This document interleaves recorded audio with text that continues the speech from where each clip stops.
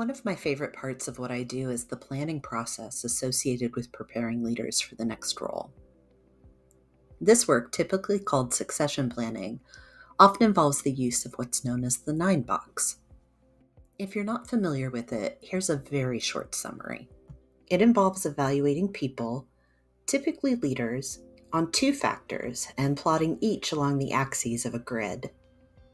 We look at performance, quality and quantity of work. The other axis captures what is usually called potential.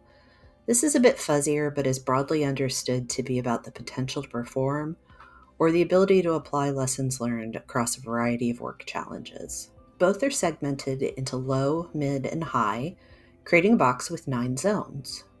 Thus, 9 box. I believe it is well past time for us to ditch the 9 box. Here are 3 of the more significant problems I have with this tool. This process came out of the car manufacturing industry in the 1970s. Don't get me wrong, I like the 70s. I'm from the 70s. But work has changed exponentially in the last 50 years. This process predates the internet, just for starters, and it's not evolved over time to meet the needs of modern leaders or the modern workforce. Whether it's due to ego, lack of understanding, or other causes, bias exists in the 9 box process. I've personally witnessed this happen and have seen similar reports in my studies of succession planning.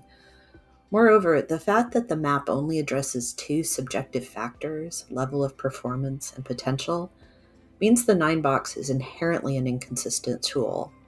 Ultimately, the central problem can be summed up by stating that talent doesn't belong in boxes.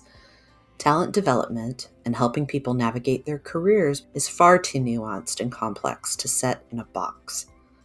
While appealing to think we can label leaders as high potentials or stars or any of the monikers currently in use, at the end of the day, it doesn't serve the people or the ongoing development of company talent.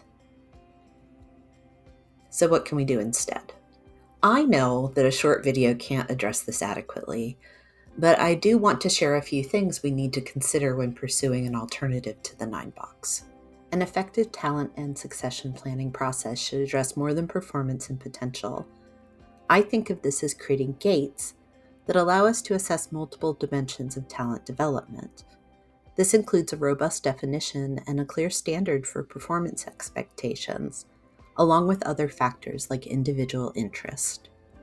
While the 9 box approach doesn't preclude individualization, the nature of labeling people doesn't help here. Establishing methods to support individual growth and processes for mapping unique career paths has to be a priority for organizations that want to see future succession plans work in the ways they need. Last, for today, is the question of culture. We need to understand the cultural implications of how we manage talent and succession planning.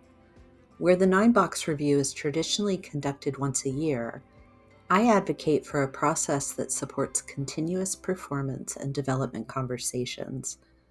This ensures the larger function of preparing talent for the future can be woven into all aspects of company culture. I'd be interested in hearing your thoughts. Please feel free to reach out if you'd like to talk about this or learn more.